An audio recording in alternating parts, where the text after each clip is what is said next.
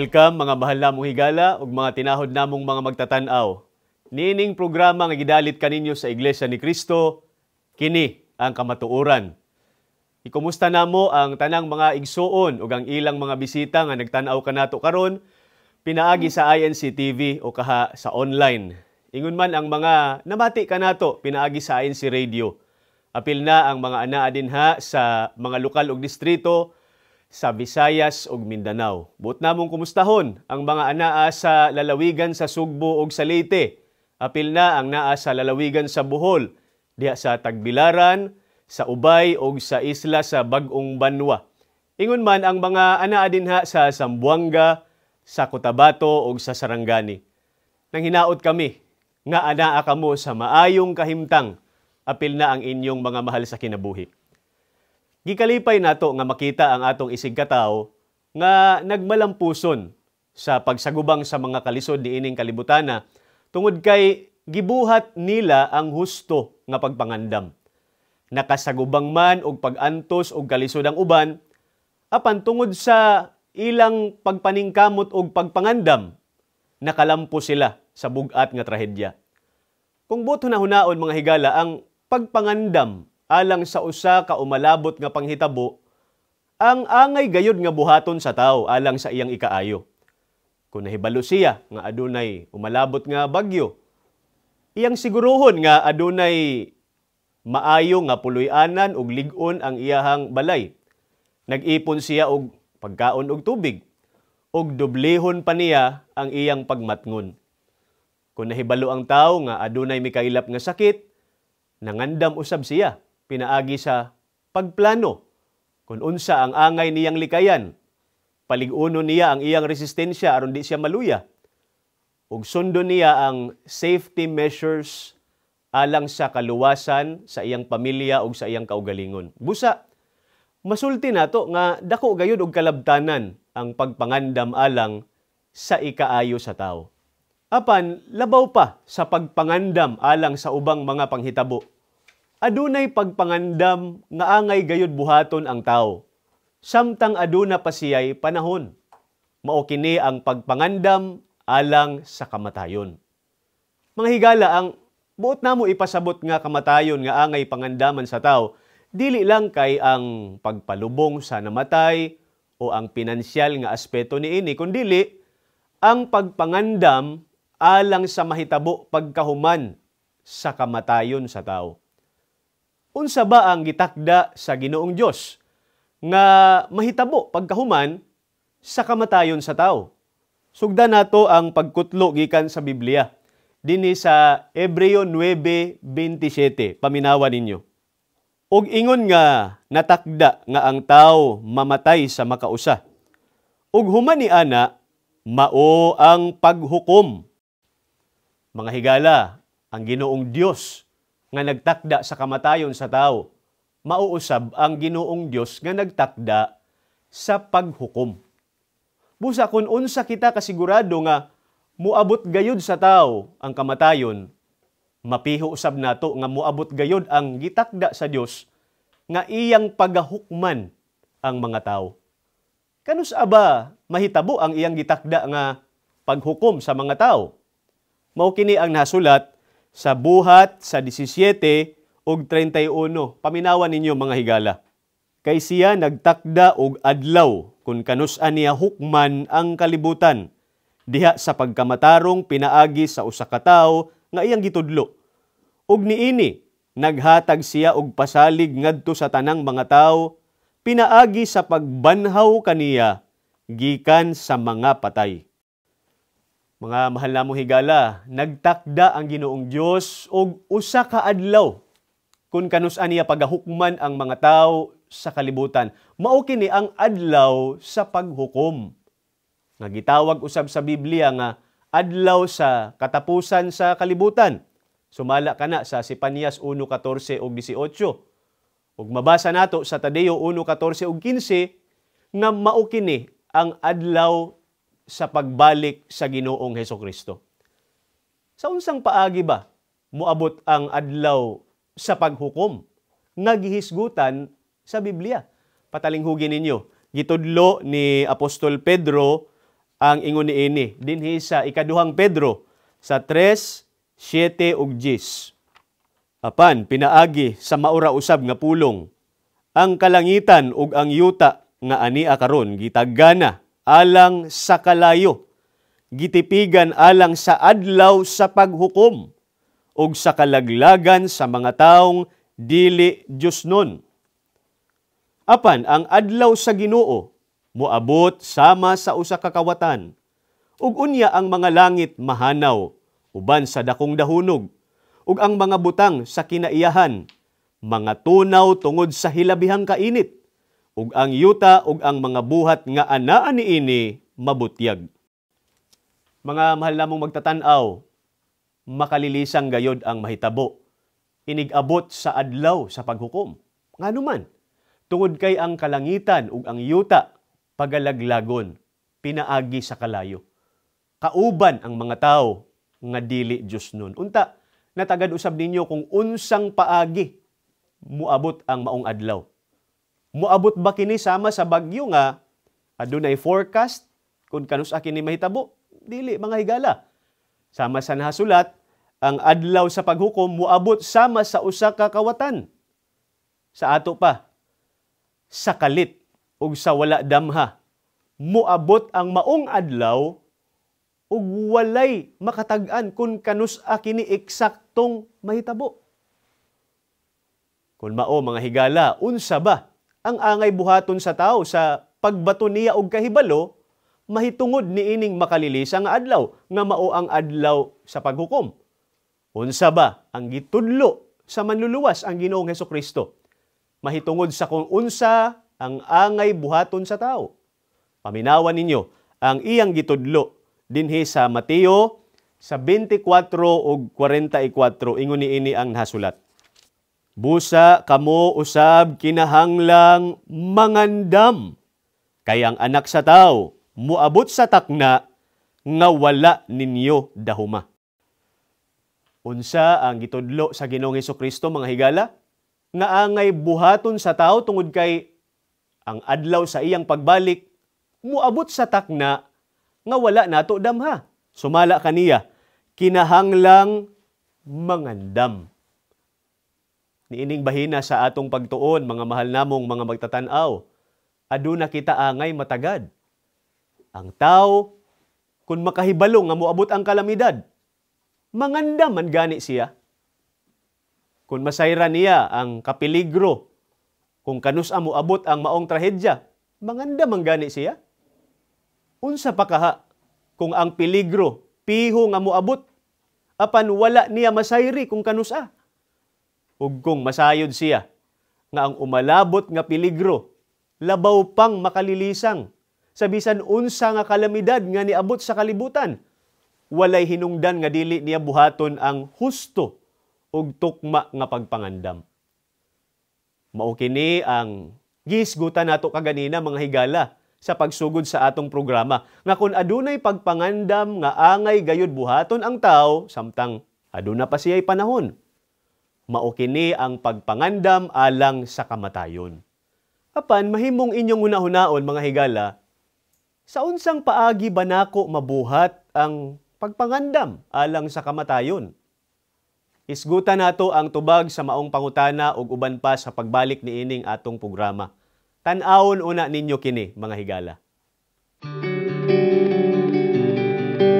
Ako si Braille Tapdasan, nagapuyo diri sa Barangay Saputuhan, lungsod sa Tubigon, probinsya sa Bohol.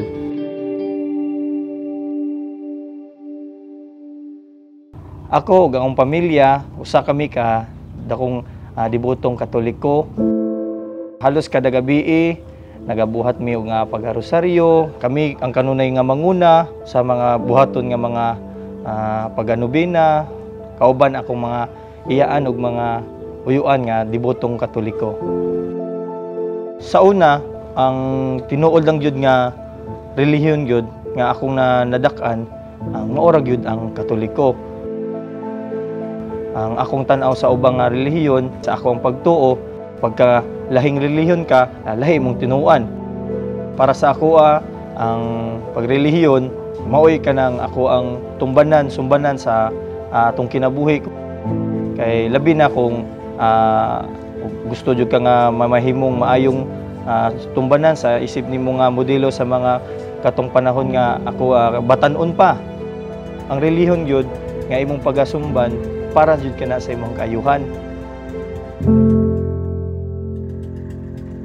Nailhan ako ang Iglesia ni Cristo sa paagi sa adunay kanang suki nga tricycle driver ang ako ang ginikanan.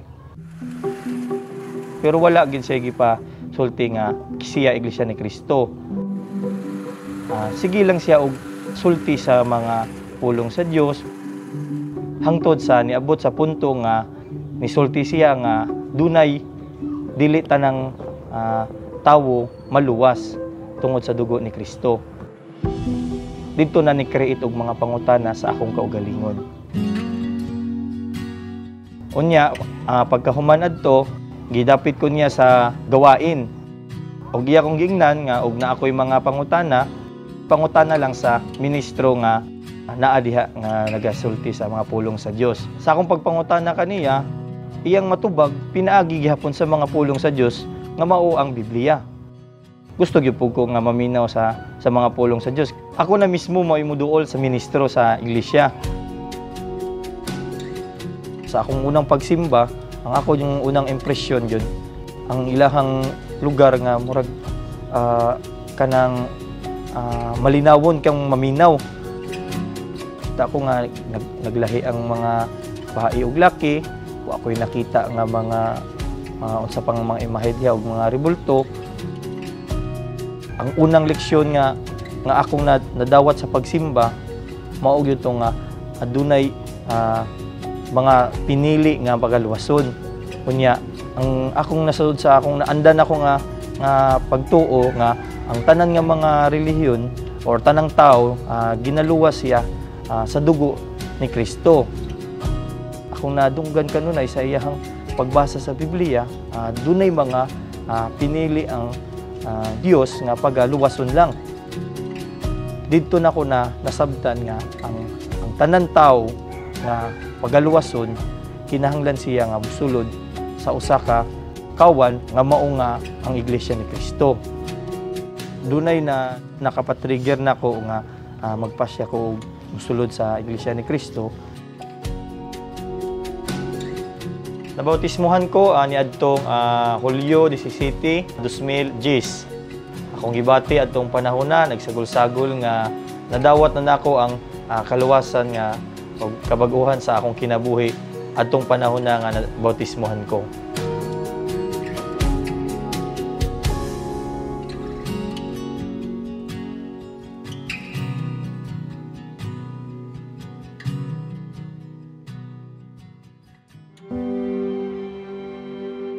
Na atong na-iglesia nako, ang una gyud nga nadawat nako nga paglutos diri sa sulod sa eskwelahan kay estudyante pa man ko nga nabautismuhan. Sa akong mga classmate kanilagi ginatawag ko nila, "Uy, ang pastor diri balhin na og laing relihiyon." Ug nakadawat ko og mga sakit o mga insulto. Pero gawas adto tungod kay natamnan ko og mga pulong sa Dios og andam og kinahanglan andamon nako ang akong kaugalingon sa pagdawat sa mga ingunan nga sa mga istorya or mga pag-insulto kay apil na siya sa ato ang kinabuhi na ako rang nalampasan ang mga pag-usig. Kaluoy sa atong Ginoong Dios, aduna kitay na napabautismuhan. Baguhay lang karon lang. Buwan na 40 kapin ka mga napabautismuhan nato, apil na diha ang akong pamilya.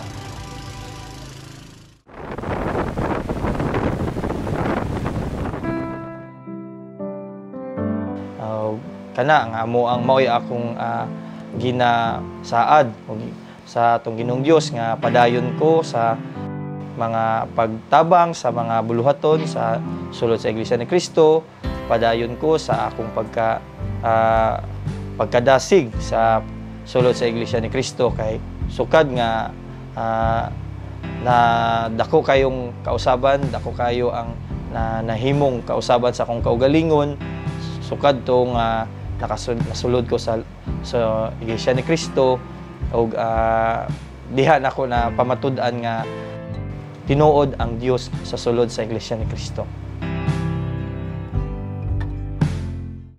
Mga mahal namong higala, welcome pag-usab ni ining programa nga gidalit kaninyo sa Iglesia ni Cristo, kini ang kamatuoran. Sa atong mga magtatanaw, labi na sa mga karon pa nag-tune-in, gihisgutan nato kaganina ang kabililhon sa pagpangandam alang sa umalabot nga panghitabo. Ug kung adunay pagpangandam nga angay gayud buhaton ang tao, samtang aduna pa siya'y panahon, mao kini ang pagpangandam alang sa kamatayon. Tungod kay ang pagkabugto sa gininhawa sa tao, dili man mao ang iyang katapusan. Adunay gitakda ang Ginoong Dios nga adlaw sa paghukom, kung kanus ay pahamtang niya ang iyang silot sa mga taong dautan. Ug ang tibuok kalibutan, pagalaglagon, pinaagi sa kalayo. Busa, mahimong hunahunaon sa uban mga higala, sa unsang paagi ba mabuhat ang pagpangandam alang sa kamatayon? Dili kami ang mutubag ni ana mga higala, basahon nato ang Biblia. Dinhi sa Numeros sa 23 ug 10 ingon niini ang nasulat. Kinsa ba ang makaihap sa abog ni Jacob ug makaihap sa ikaupat nga bahin sa Israel? Tuguti ako nga mamatay sa kamatayon sa matarong ug himua nga ang akong katapusan mahisama sa iyang katapusan. Mga mahal namong higala, aron husto ug tukma ang pagpangandam sa tao alang sa kamatayon, ang matang sa kamatayon nga angay niyang panganduyon, mao ang gihisgutan sa atong gibasa, ang kamatayon sa matarong. Nganuman nga, ingon niini ang matang sa kamatayon, nga angay panganduyon sa tao. Dili ba parehas ra ang tanang matang sa pagkamatay? Mga higala, bililhon nga masabtan nato. Nganong angay man panganduyon sa tao ang kamatayon sa matarong? Palihog, paminawan ninyo ang nasulat dinhi sa Salmo sa 116 ug 15, ingon niini ang mabasa. Bililhon sa pananaw sa Ginoo ang kamatayon sa iyang mga balaan. Mga higala ug mga tinahod namong magtatanaw, matagad unta ninyo, dili di ay parehas lang ang tanang matang sa pagkamatay sa tao. Nganuman, tungod kay adunay kamatayon nga bililhon sa pananaw sa Ginoong Dios, mao kini ang kamatayon sa iyang mga balaan. Mao nga angay panganduyon sa tanan ang kamatayon sa matarong o sa balaan, tungod kay mauman kini ang bililhon sa pananaw sa Ginoong Dios. Angay mangandam ang tao aron inig abot sa takna nga siya bugtuan na o gininhawa o mamatay na siya. Ang matang sa iyang kamatayon sama sa gitudlo sa Biblia, kamatayon sa matarong o sa balaan. Kinsa ka kining mga matarong, mga balaan, nga ang ilang kamatayon bililhon sa pananaw sa atong Ginoong Dios. Gipaila sila ni Apostol Pablo dinhi sa Roma 5:8-9. Paminawan ninyo ang nasulat dinhi sa balaang kasulatan, mga mahal namong higala. Apan si Kristo namatay alang kanato, bisan pa og makasasala kita. Sa ingon niini nga pamaagi, gipakita sa Dios ang iyang paghigugma kanato. Ug tungod kay gipakab matarong na kita karon sa Dios, pinaagi sa dugo ni Kristo, makasiguro gayud kita nga tungod kang Kristo makalikay kita sa umaabot nga silot sa Dios.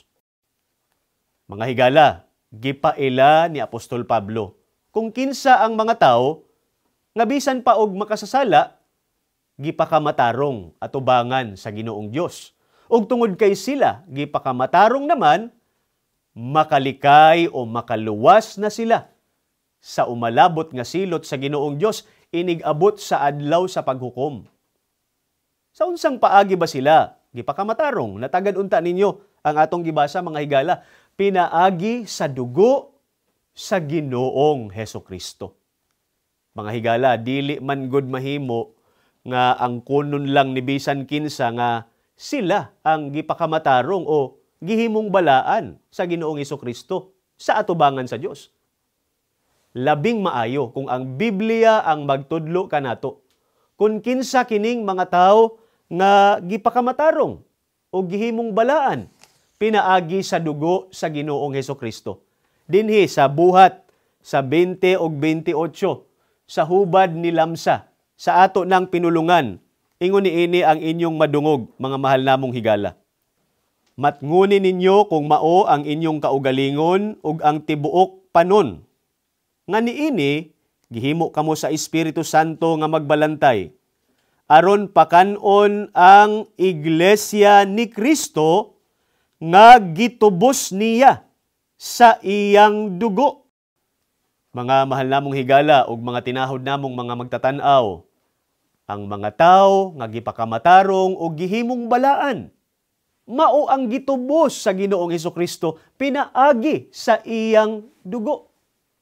Hain ba kining gitubos sa Ginoong Hesukristo sa iyang dugo? Sumala sa Biblia, ang Iglesia ni Kristo. Busa, kung ang tao musulod o mahimong miyembro sa Iglesia ni Kristo, maapil na siya sa mga gipakamatarong o gihimong balaan sa atubangan sa Ginoong Dios. Mao nga mabuhat na niya ang husto o tukma nga pagpangandam alang sa adlaw sa paghukom. Kung ang tao musulod sa Iglesia ni Kristo, magkinabuhi nga matarong og balaan uyon sa mga pagtulunan sa Dios ug magpabilin sa sulod sa Iglesia hangtod sa katapusan, ang iyang kamatayon mahimong bililhon sa pananaw sa Ginoong Dios ug dili na siya maapil sa silot inig abot sa adlaw sa paghukom. Mao kini ang hinungdan. Mao nga naningkamot gayud ang mga miyembro sa Iglesia ni Kristo nga tumanon ang ilang mga pag-alagad sa Ginoong Dios. Bisan pa og adunay mga kalisdanan og sakripisyo, gihatagan gayud nila og prioridad sa ilang kinabuhi, ang pagsimba og pag-alagad kaniya samtang buhi sila. Nagkugi usab sila sa pagpanapit og daghang mga tawo nga dili pa miyembro sa iglesia aron makapamati sa mga pagtulunan sa Dios tungod kay buot usab nila nga mabuhat sa ilang mga mahal sa kinabuhi ang husto nga pagpangandam alang sa kamatayon. Mga higala, sa gusto man nato o sa dili, muabot gayod sa tanang tao ang kamatayon. Kung mao angay nga maningkamot gayod ang tao, nga maapil siya sa mga tao nga ang kamatayon mahimong bililhon sa pananaw sa Ginoong Dios. Mabuhat lamang niya kini, pinaagi sa pagsulod sa Iglesia ni Kristo. Daghang salamat mga tinahod namong mga magtatanaw sa inyong pagpakig-uban kanamo sa atong pagtuon sa mga pulong sa Dios nga nahasulat sa Biblia. Hinaot unta nga nakatabang og dako kaninyo kining atong gihisgutan nga pagtulunan. Buot namo nga padayon kamong imbitahan nga magsusi sa mga pagtulunan sa Dios nga gituuhan sa Iglesia ni Kristo. Mahimo ninyong padayong tan-awon ang among mga programa sa INC TV o kaha mamati sa mga tulumanon namo sa radyo sa INC Radio 954 kHz. Mahimo usab ninyong basahon ang Pasugo God's Message, ang official magazine sa Iglesia ni Cristo.